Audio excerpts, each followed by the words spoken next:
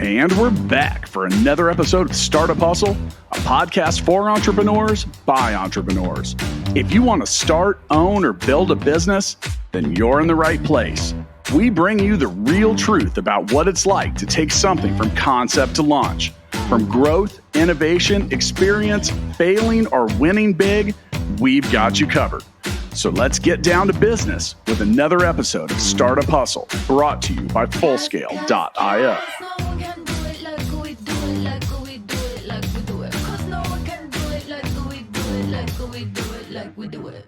Welcome back, hustlers. This is Andrew Morgans, your host here at the Startup Hustle. I'm really excited about our guest today. I think she's going to have a ton of exciting insight to share in her own journey. Before we get started, I introduce her. Let's give a shout out to our sponsor for today's episode.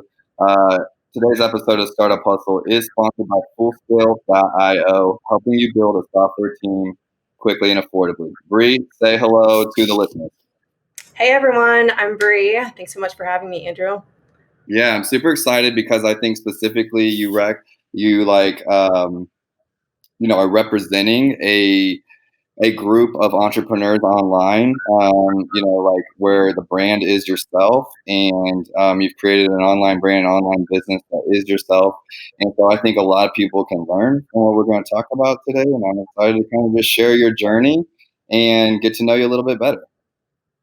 Yeah, absolutely. And I think, one of the things that I do love sharing is my own story and kind of how I got to be where I am now, because, where I started was a lot like a lot of people that want to get into the online coaching space, or they want to start making money online, but they either don't have like an entrepreneurial network, or they don't have, money to really start something up on their own. And I really do feel like from the mentors I've had and from the ongoing learning I've had, I've been able to really master that, which is now what I teach. But I didn't know if you wanted me to kind of go into that story. Yeah. Actually, I would love that. And like, what I'd like to cover is just, talk about, we've met years ago, and we were both of us were on different paths, and you're just a straight shooter. So I just want you to talk to, the audience honestly about some of those early times. I think when we met, you were doing online coaching, but not coaching coaches, and so let's start a little bit before that. Like, how did you know that you wanted to be an entrepreneur? Yeah, I love that question, because honestly, it was not even in my scope of ideas of what I wanted to do, growing up and thinking about different jobs that I wanted. Actually, it kind of, I guess, started maybe back in 2013, where I had actually one of like my lower moments, and I had never been really good at anything, to be completely honest. And that's not me talking down to myself, but just didn't really excel in anything. And I got really into training and nutrition and fitness. And I kind of had a big transformation during that time. And that's when I fell in love with fitness and helping other people. So I was working in a gym, and I had some people ask me if I could coach them. And at the time I was like, oh, this is great. I think, pretty much everyone's dream around, 2015 was to be an online coach. That was kind of when it was first starting. And I was like, maybe I can do that. And I tried, and I basically didn't know what I didn't know. So it's kind of funny, just back towards that time. I'm sure you probably have some of those thoughts of like, man, what I knew when I first started is hilarious compared to what I know now. But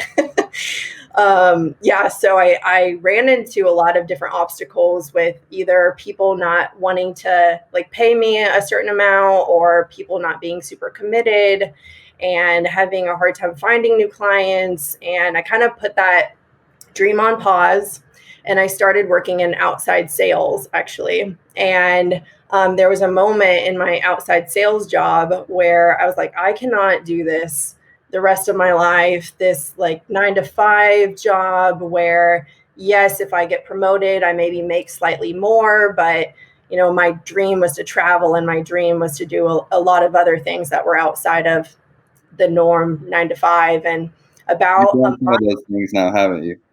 What? You've done some of those things now, haven't you? Yes, Yeah. exactly. Yeah. Okay. So I've done a lot of travel, which maybe we'll get into at some point. But yeah, it's interesting looking back that I knew one of the biggest things I wanted to do was travel, and working a 9 to 5 and only getting maybe 2 weeks off a year was not what I wanted for myself. So it's interesting how it ended up happening. Was about a month after I realized this, I met an online fitness coach that was making 20,000 a month doing online fitness coaching. And I had never heard of anyone making that sort of money from online fitness coaching. Right. uh, not anything close to that. And so I was like, oh, maybe he has like an audience and that's why he's making that much money. But no, I think he had about 3,000 people on Instagram at the time.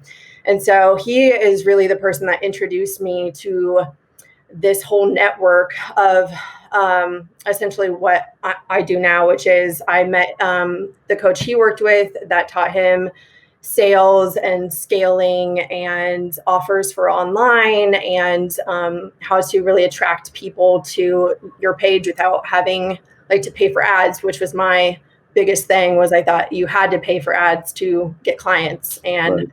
I learned through working with that coach that that is not the case. And so basically within 3 months of working with that coach is when I launched my first offer, and I made 15,000 in my first week, and I quit my job that week. And I've been full-time ever since. So I know that that's a lot to take in. Yeah. It's kind of a story, but yeah, that's how it started. I love it. And I think we met like shortly after you had quit the sales job. Uh, Yes. you Yeah. were doing coaching, and I think you had just left the job. So you hadn't started traveling and all of that stuff just yet, but it was like, no, I'm going all in on this thing. And for the listeners, me and Bri were in a mastermind together. It's kind of how we really got to know each other. But and those were in the early days. We were, even my agency was me and maybe two at the time, and it was always like, what to focus on. What do we focus on? Like, should I be focused on amazing paid funnels, or should I be focused on email lists, or is it content? Is it like, Mhm. all I said today was like, let's just have a conversation and be ourselves, because that's actually the content that, people want to hear. They want to hear the real stuff. And I think a big part of coaching is like, I definitely pay quite a bit. I get free coaching and I pay for coaching, and it's like, you don't really understand how valuable that is until you value your own expertise. And then you're willing to pay for someone else's time, someone else's expertise. And I think those were some of the things that really helped me level up quickly, was when I was stuck, meeting someone or some kind of catalyst that like brought me like the aha moment of the next thing. Yeah, 100%. And I think, as soon as you do have that one experience where maybe you did invest, let's say it was 3,000 into someone and you ended up making 12,000 as a result of that information, or just those, like them teaching you even what not to do to avoid some mistakes that they know about. I think that's when you're more open to reinvesting that and hiring more mentors, because there's always someone that knows more than you or has more experience than you. So for sure. I love it. You said that like you weren't really good at anything, or you didn't feel like you were really good at anything, and that was a low point, and just trying to figure out what you wanted to do. I don't feel like that's the case now. And, let's talk a little bit about your mindset now versus then. And, just the difference. You're the same Bri. I mean, yes, you've maybe evolved or changed in some ways, but you're the same Bri. And why now? As you coach others to be confident and do those things, like, what changed? Yeah, such a good question. And one thing that really stands out to me is I honestly used to quit just about everything when it got hard. Like that's what stands out to me is I would try some things that I was interested in, and I would always quit when it got hard, or I would never start if I didn't think I would instantly be successful. Which is interesting now for what I do and how I coach other coaches, because it's a lot of the same thoughts and mindset that I had when I started. And I'm sure you can even speak on this, but if you're not like failing in some way, you're really not growing. And a lot of the things that I maybe didn't do well in the past, or I failed at in the past, they taught me a lot of lessons for who I am now and how I coach people now. But yeah, I think a lot of me overcoming that was reading a lot of different books and working with a lot of different people that had the mindset that I wanted to have, and they had the life that I wanted to have. And I had never really been exposed to entrepreneurial people in my small town of like 6,000 people. So it speaks to a lot about who you surround yourself with.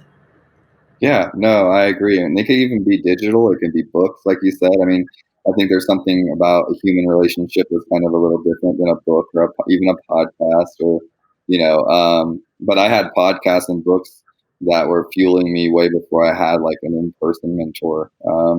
It let me know what I wanted, um, versus like you talk about, being in that mindset of growth, and that doesn't just happen. You have to like want it and be like, that's what I'm trying to get. I know this is my reality right now. I'm working this 9 to 5, but like I want something different out of life. And then, just taking those things. So like to me, to put it in a phrase, I would say it's like, what's your relationship with yourself? Um, how do you see yourself? Because you talked about if you're not failing, then you're not learning. So all you did was, you've changed your perspective on what failing means because you understand now the value. And I think that that's a self-love principle as much as it is a business principle. In that, like, whenever I was able to see the various years of my life or times in my life that were failures, instead I'm like, well, I actually learned quite a bit from that. I don't hate myself so much for that, or don't hate myself at all for that. And instead, I'm just like, those are the things I had to do. It's even allowed me to go back to the painful parts of my life or the times where I wasn't winning or good at something and be like reevaluating it for wins. I literally go through like, I guess some of my trauma or my painful years, and I'm like, oh, that's another thing I got out of that. That's another thing I got. And it makes you welcome, it makes you welcome the unknown and welcome the hard. I wouldn't say I necessarily relate to like running from things that were hard. But I think a lot of people do relate to that. And maybe that was just, my upbringing with my parents going into these crazy places that were super hard, and going into Africa and different things and being like, okay, if you want to do something, bold, it's going to be hard. Mine were more, I think, internal blocks, internal ceilings, so to speak, than it was just challenges. But let's talk about, everything from like when they talk about structuring like a demographic in the city to, get out of lower income neighborhoods or things like that. They talk about it's all about having a perspective of something that you want. And I'm in Vegas right now with my roommate, picking up some tools, and we're driving them back to Kansas City. And we were just talking about, he said, growing up in Vegas was really hard as a young person. He's like, because you're surrounded by all of these people that have all these things, nice cars, luxury living, and he's like, you want it fast and you want it now. And if I can't have it now, it was like, I'm not going to work 35 years to have this, so we're both entrepreneurs. We're kind of talking about this, the way we're raised. But let's talk about that in perspective. And, it started with someone maybe that was doing the business that was 20K online, but what did the next mentor look like for you? And what did you start on? What did you start on in regards to your mindset? Ooh, yeah. Okay. So to give a little bit of context to this, um, because I was like brought up around parents that were 9 to 5 workers, and no one in my social circle, none of their parents were doing anything on their own either. That was I think he might have been one of the first entrepreneurs that I had met. And so yeah, when I met then kind of like his network, His mentor had $1 million in revenue. And I remember I was actually in Hong Kong, and this is kind of speeding up the story to me being in one of the first meetings with this mentor, but everyone around the table was making at least $20,000 a month. And I was just starting. And I wish I could say like, oh, I learned this one thing about reframing my mindset, or, he said one thing to me at that meeting and it like changed everything. But because almost like my money mindset was so poor and I had so many ingrained beliefs about different things, it took probably a year of me being consciously aware of, if I am fearful of something, I really had to ask myself, like, why am I fearing it? And a lot of it came back to either things that I heard growing up or things that I was told when I was growing up. And I think that that's really where it started for me. No, I love that. I've told people I didn't know what the word entrepreneur meant. Like I literally had to look it up when someone asked if I was an entrepreneur. Yeah, that's silly, I know, but I just is a businessman. That's what that was a term I knew, I guess. And before that, I was like, the only people I had seen start businesses were churches, and I had seen people make money in real estate and like construction or like physical labor like that, services jobs. And I had seen people start businesses like that and be successful, but that was it. Like so, you know, I think the way that you are raised matters. At least like for what you can see is possible. And for me, like I talked about, my kind of big learning block has always been um, the ceilings I have for myself and what's possible. Like, at first you're a server making 363 an hour plus tips, to go where you're charging several hundred an hour for your advice is a lot of mental work to get yourself, where you see yourself as that valuable.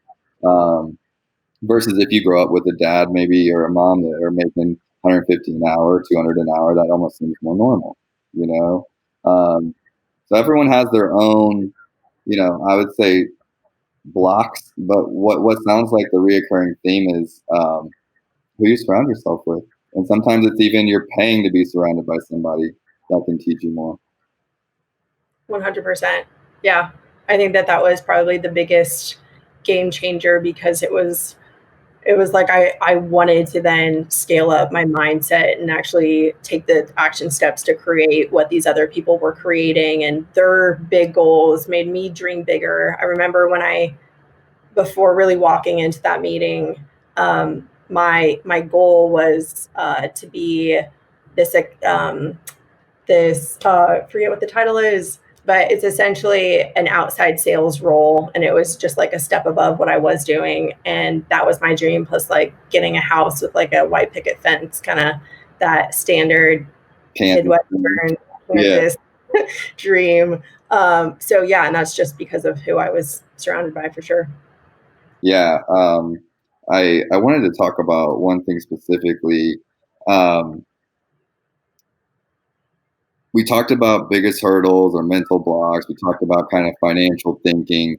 I think one thing we have in common is that I started out, I was working at a 9 to 5 as an e-commerce manager. I started wanting to make a little bit of side money, which was helping people on Amazon. Then those people asked me to start managing their Amazon account. And then I was like, aha, I can just like do this for a lot of people, and then your way, you're like, I started in the gym, and I started in the gym too. That just, didn't correlate into a business itself. But first, my mindset in the gym was like improved, and then I was like, oh, I'm getting a little confidence at something, and allow me to have confidence in another area. But like you're in the gym, then people ask you to start training them. Maybe you're making some side money, and then then you see a perspective of, oh, I can do this online instead of only doing it with individuals and make more money.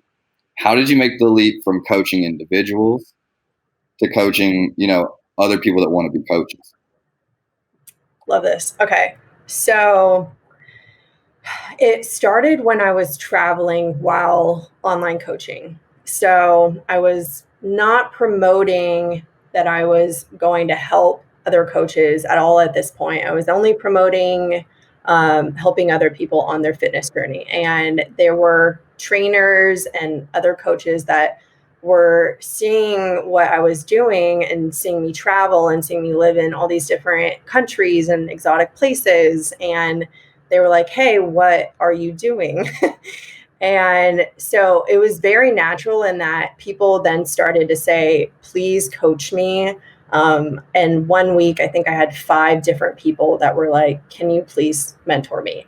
And that week was also, I had been thinking about it the few months prior because I realized that my passion for nutrition and training started to shift into my passion for marketing and sales and scaling and programs. And I really realized I had this shift where I was consuming all this content about, those subjects versus nutrition and training. And it almost got to this point of like, I didn't want to talk about nutrition and training anymore. So I think kind of once you do master something, true mastery is teaching it. And then when you kind of can cross over things, it can happen again where, oh, I'm now passionate about this other thing that I've mastered myself. So that's really how it started, just completely organic. Yeah, and I was, you're in Hawaii now? Are you in Hawaii? Yep. Okay. For any of the stalkers out there, ignore. But she's in Hawaii somewhere. She likes, keep your privacy. But I think that's what you're talking about. Like, you're talking about paid ads versus not, and all you're doing is living your life and documenting some of that. Online coaching and traveling, like you're chasing your dream, and you chasing your dream, the thing you're meant to do, is what's drawn people to you. And that's the magic in it. And that's the magic in creating content when it's around something that you love to do. Yeah. And I think that's one thing I want to share with others is that it's not about you can follow somebody else to be inspired by them or coached by them, but truly it's not about adopting their dream or their passion or their whatever. It's about using them as a model, to find your own. And we've talked about that plenty of times offline, just about what are you working on next? Like, what's next in your, thing you want to conquer, let's share a little insight with me on what's next with Bri Berner. Yeah. Okay.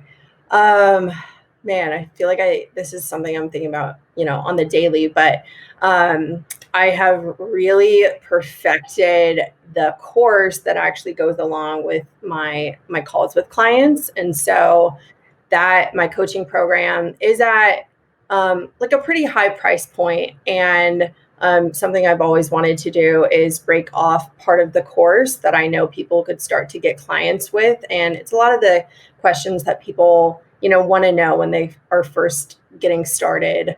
And so that will actually be launching towards the end of July.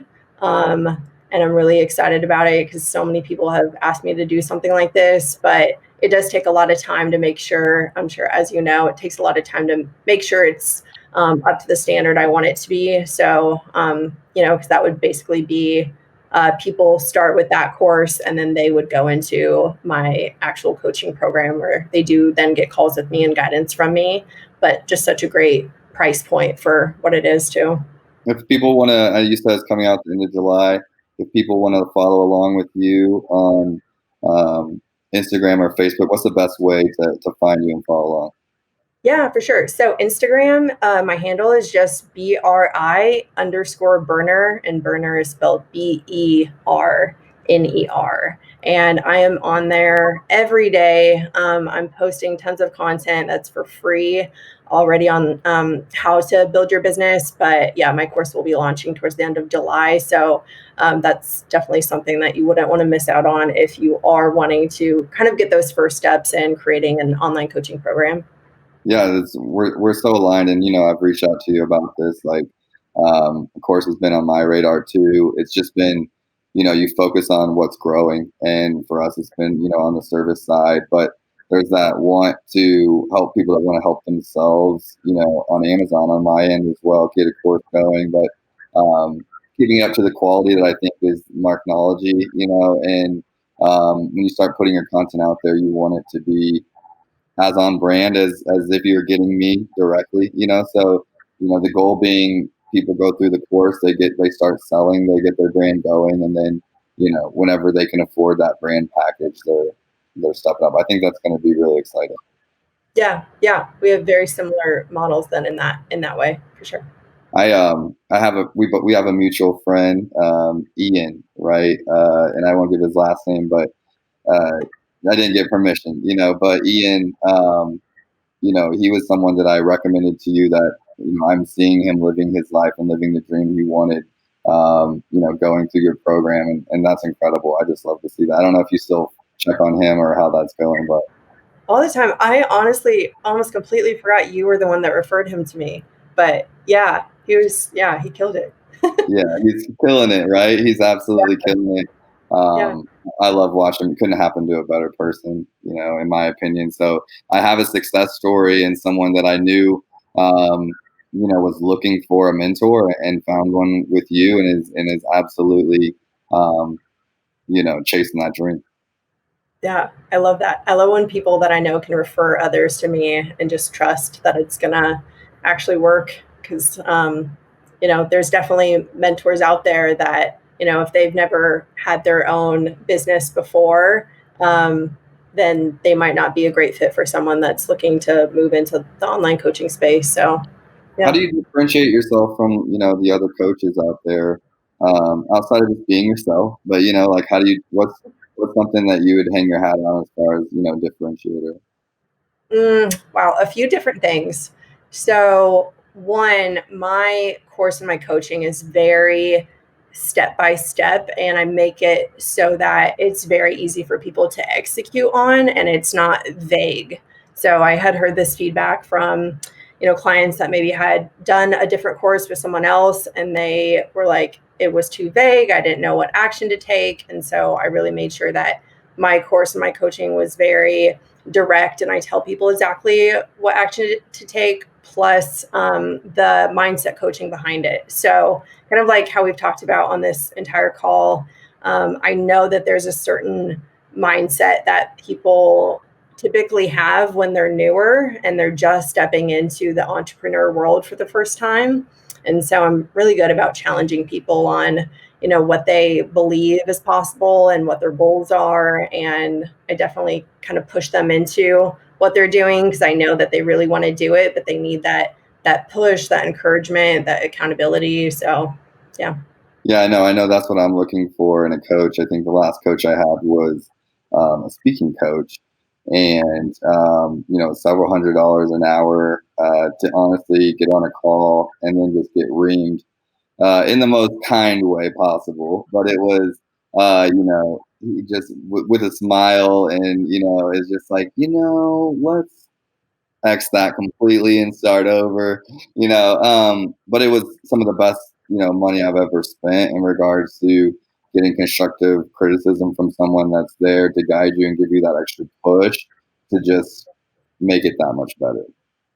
Yeah, definitely a mixture between tough love that you have to give to clients. So you probably got some tough love at points. Would you say that, you do as much coaching for like technical and how to do stuff online as you do mindset? That's a good question. It's almost 50-50 in that it depends on who the person is when they come into the program. So some people, it is like, let's say for instance, on our calls, they're not taking action on what I've told them to do, then we're focusing a lot on mindset, versus if someone does the actions that I'm telling them to do, then we can move ahead into the strategy. So it definitely depends per client. I would agree. On my side of things, like, I think about brands as being kind of a living, breathing being as well, like that brand and who's on that team, like that's who we're working with, and everything from patience to, needing encouragement. Selling on Amazon is not easy. And even if you have a brand already locked and loaded, like there's challenges and things, that come up that you didn't see planned or didn't see ahead of time. And sometimes it's a matter of slowing down to be like, let's have a call and just like talk about what's normal here to feel, or what's normal to, normal anxiety or normal, stress, and what's outside that range of normal. And hey, like, we need to pump the brakes a little bit. This is something that we shouldn't get too upset about. This is typical. It takes time to make something really get momentum. Because that's what you're trying to get in anything you're doing, is you're trying to get momentum, whether it's Amazon or it's leads or it's sales, on the sales side. I got another question for you, because I just feel like, you give really straightforward answers, and um, you're in Hawaii, so I know you're inspired by nature out there. I lived in Hawaii 4 years, so I know how you're living right now. And, so there's inspiration and creativity just in going outside. But outside of that, what are some, rituals throughout your week to just, stay motivated? Because once you start winning, it's easy to be like, oh my God, like, compared to what I was doing, I'm crushing it. How do you stay motivated? How do you stay creative? Um, to keep being innovative and show up every day for your clients? Yeah, that's a good question. So, one for myself, I think a lot about like managing my energy levels and being aware of my energy levels. Like energy is one of the main things that I'm like very conscious of. And I don't know if you knew this, Andrew. I have sleep apnea. So, I do. I knew that. I knew that. okay. So, in any way, if I can help mitigate the fatigue of sleep apnea, I've found that hack. So, for instance, for me, I know that I have the most energy when like I first get up, and so between the hours of 6 to 2 p.m. is like sacred to me. But then there's other things within that besides, like between having a certain time that I am exercising, and it doesn't always have to be in a gym, but I do try to get sunlight at least 20 to 30 minutes outside a day. So that could be like going on a walk. Also, I'm a big fan of before I really start to get into work, outlining everything that's kind of on my mind that needs to be done, and then breaking that out into like what actually needs to be accomplished that day, and then how can I split that out into the following days. Um, just like little things like that for sure. Yeah, I tell, like, some of the people I mentor, right, just even friends, I'm like, being a leader, being an entrepreneur, being a boss is 100% about making decisions and prioritizing constantly. So, making a decision to reprioritize, right? It's just those two things are truly what make you a boss in that. Like, you want to be a leader in your life, like, learn how to make decisions confidently from your gut, from your, best practical outcome, whatever you want to do to analyze to make that decision. I do a lot of things to help me make decisions faster, by having more information, or who I work with, or, a lot of it is trying to be in tune with my own energy. Like, the more I'm in tune with my own energy, the more I can trust my gut. My gut's usually right. So, if I'm second guessing my gut, which is how I make decisions a lot of times, then, I'm like, what's off? What's off with my energy? Why am I having a hard time making decisions, choosing what to do or what to focus on? So that kind of brings me back to, like you said, I really worry about my energy and controlling that. And I guess I'm the same way, and I'm learning more and more and more how important that is. Like, an example, I'll just share an example. Like, I sent an email last night, and it was to a client, and we need to reevaluate our scope of work, and, I don't like confrontation. I wouldn't say, I don't like, anytime you're saying, hey, we need to talk about scope of work, it's going to be a conversation. And I was with my roommate's family last night, and I saw an email response come through, and the response could have been fantastic, or, could have been confrontational. I didn't know, but I didn't even look at it. And the reason being is that there wasn't any good necessarily I would get from looking at the email, meaning I'm not going to get paid more right away. And, like, it's not going to fix all the problems right away in the moment of yesterday evening. And that could wait until tomorrow when I was in a mindset of work and I, was ready to accept that energy. Whether it was positive or negative, I was going to be in the right mindset to accept it. So I waited till today, right? And then I woke up, I did my kind of routine, and the email wasn't bad anyway. And, then we had a call. And, that's just a small baby step for me. And I love that example.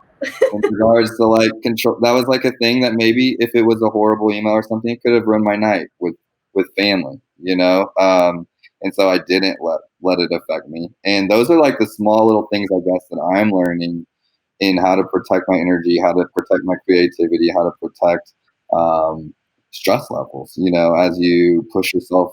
Because I think, just when you push yourself into new areas, which is what being an entrepreneur is, from someone that's now to someone that's starting out, like you're pushing yourself into a new area, and that's very stressful. It's a stressful thing to take on change.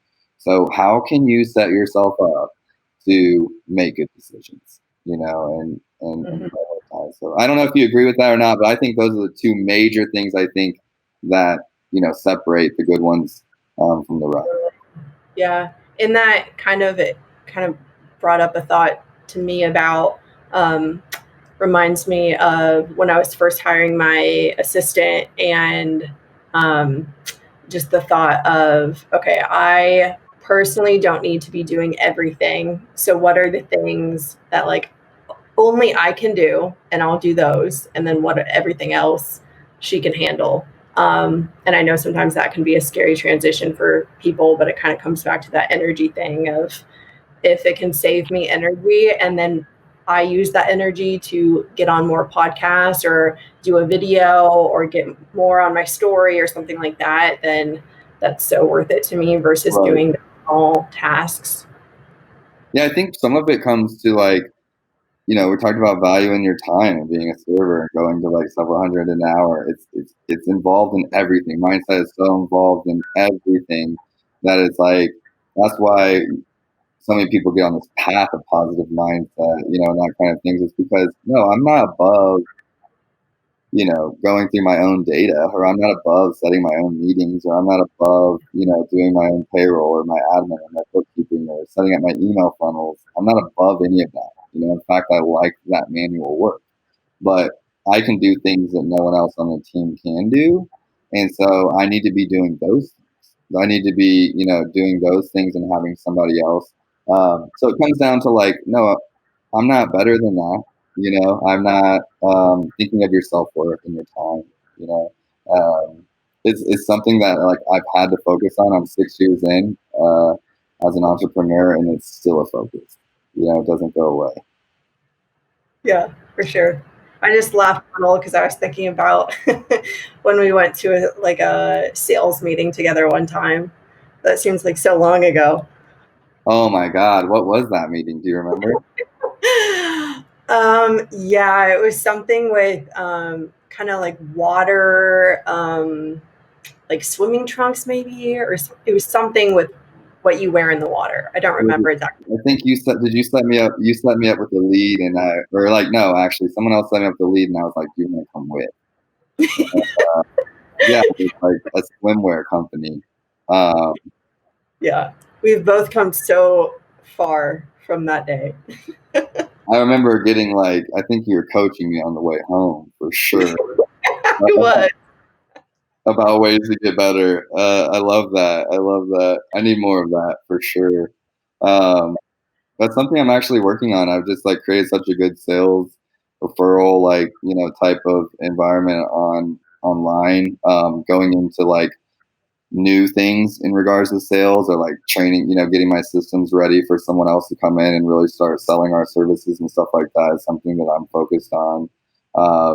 You can do a lot as one person if you really get systemized online. I think that's what makes it so exciting. Yeah, agreed. I would agree. Okay, I got one more for the audience to get to know you just a little bit better before we go. We talked about some of your differentiation, your value add, and we talked about those kinds of things. Let's share a little bit of some kryptonite, and I don't think it's the kryptonite of like what was like stopping you from getting started, or like roadblocks. This is more so like things are going good. Okay, things are going good, things are going along, and then you just get kind of in a lull. Like, do you have any like insight or awareness around how some of that creeps up on you or what that is for Bri? Oh, for sure. A few things immediately jump to mind. The first one, like things are going good, like you said, and then I do feel, you know, this lull or some sort of energy, and usually it does come back to who I'm surrounded with, or just not feeling understood. I think that that can be part of it. Um, it's it's kind of hard to find entrepreneurs, at least like in person. And I do try and seek those out. That's actually how we got connected. I was trying to seek out other entrepreneurs, but it can be hard when you feel like, you know, some of your closest friends don't really understand you. Actually, I had a situation a few weeks ago here where a mutual friend that I'm not really close with, but we were kind of in the same area, and basically out of nowhere he just lashed out at me and said how much he hated my brand and called me fake, and I haven't really had long conversations with him. It's a total mutual friend. So but yeah, it's things like that where I think a lot of people are scared of something like that, or someone lashing out at them, or someone critiquing them on their brand. In all reality, it doesn't happen often. But when it does, you definitely feel very misunderstood. And you're like, man, I just wish this person actually saw into my whole life, because all you see is what I show on Instagram. And I do try to keep my brand a positive space, or a space where people can learn from. So I do think sometimes it can get misunderstood by people that don't try to understand. Yeah, when you put yourself out there, you're definitely setting yourself up to get feedback, both positive and negative. You know, I would say that for every negative comment I get on social media or negative, DM, I'm probably getting 10 positive ones. So the ratio is there, but we're humans and we focus on the negative. It makes us question our intentions, it makes us question our motives, it makes us question our strategy, the way that we deliver things.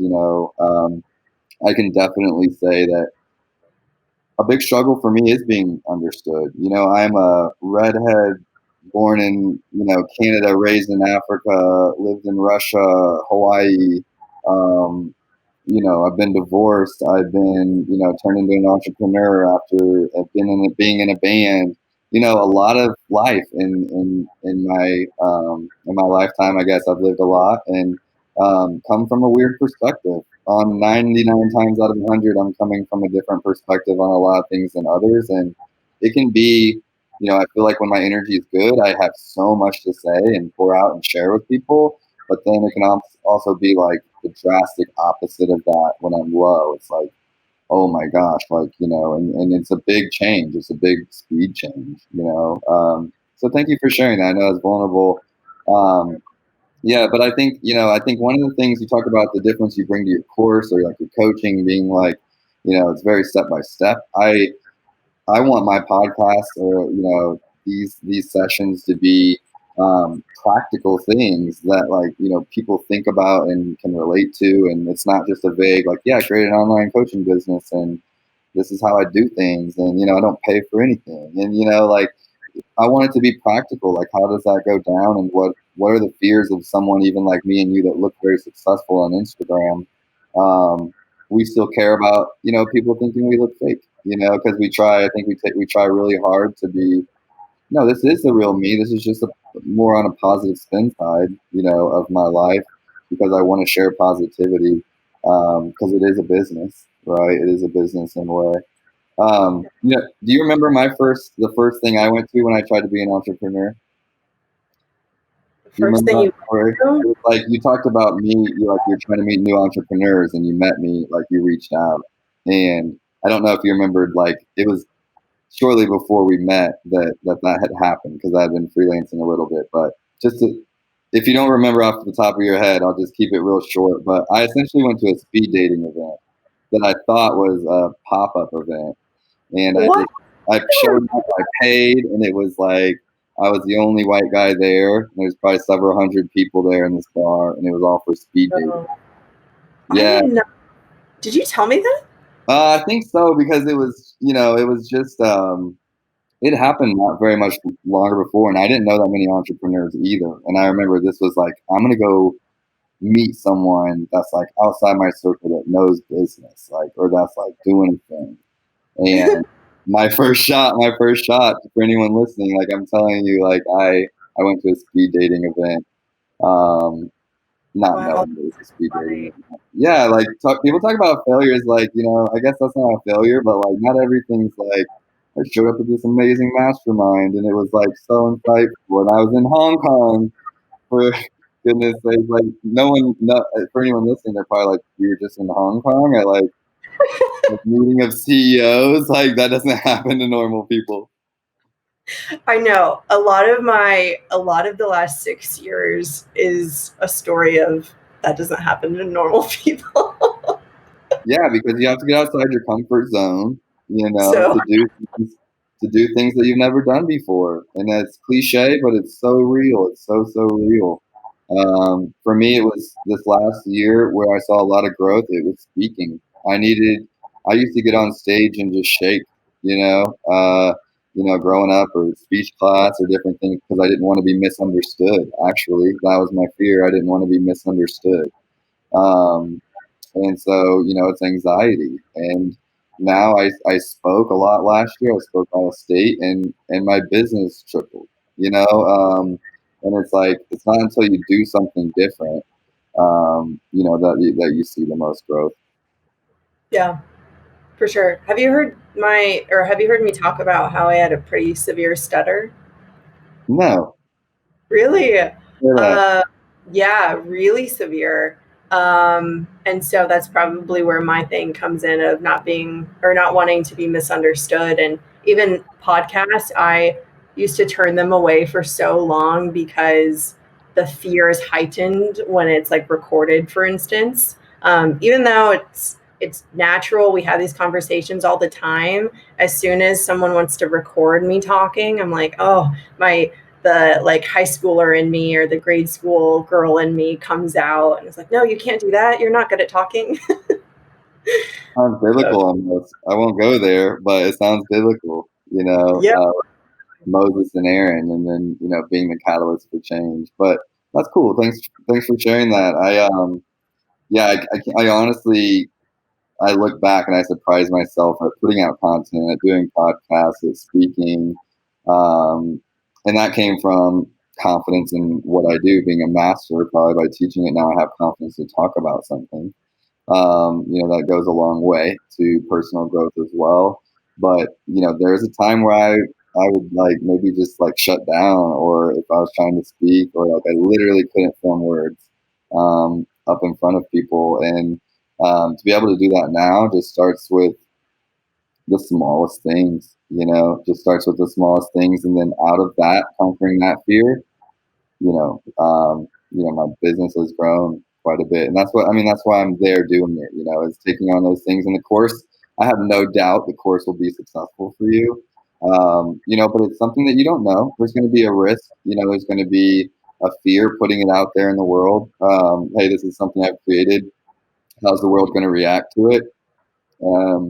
But I guess I just talk about that now for everyone listening to just know, even if you're an experienced business person that's been a founder for 20 years, I know this because I talk to you guys every single day. You're scared of Amazon, you're scared of e-commerce, you're scared of upsetting your wholesalers or your distributors or your accounting team or, whatever it is. But if you're not changing, if you're not always trying to provide more value, for your customers, for your team, for your family, then you're going to be left behind. Mhm. Yeah, definitely. Drop the mic. If you guys didn't get anything, like, that's what you need. You have to embrace change as, your tuition costs. And we're in e-commerce, we're in digital, we're talking about digital stuff today. We're talking about a lot, but it's all taking place online. And so it's just adapting what you're learning for the online space, and taking that on. I'm excited about the course. Um, Oh, you know that I need it, so I might be one of your first. oh my gosh. It's going to be great. The name is Beyond the 9 to 5, which I feel like you're really going to like. I do like. You're beyond the 9 to 5 already, but definitely excited about it for sure. Yeah, and I mean, one of my key founding blocks in Marknology is just like value, value, value, value, value. I just like keep trying to create more value, and I think that's how you create a bigger and better brand. That's my focus is value, value, value. And so for me, of course, is another area where my current brands can have access to it, or people that aren't ready to hire a full-time team, can get access to that, and just providing more value to more people. And when you're doing that, you see wins. I heard the space that me and you're in, like I'm in the Amazon coaching and you're in like online fitness coaching or creating programs, and they call it being a knowledge broker. Knowledge broker. Yeah. Oh, I interesting. kind of I like never how that heard sounds, right? Yeah, I like the way that sounds. Yeah. So I heard like, some people throwing that term around. I guess it's an industry term that's come about. So if you put that on your resume now as well, you're a knowledge broker. I was gonna say, does that need to go in like my Instagram bio now or what? I don't know. You're the coach. Like you tell me. I don't really know. A knowledge broker to knowledge broker. I'm excited about the course. I really am, and I hope mine is shortly after yours. Maybe I need to take your course so I can get mine out there.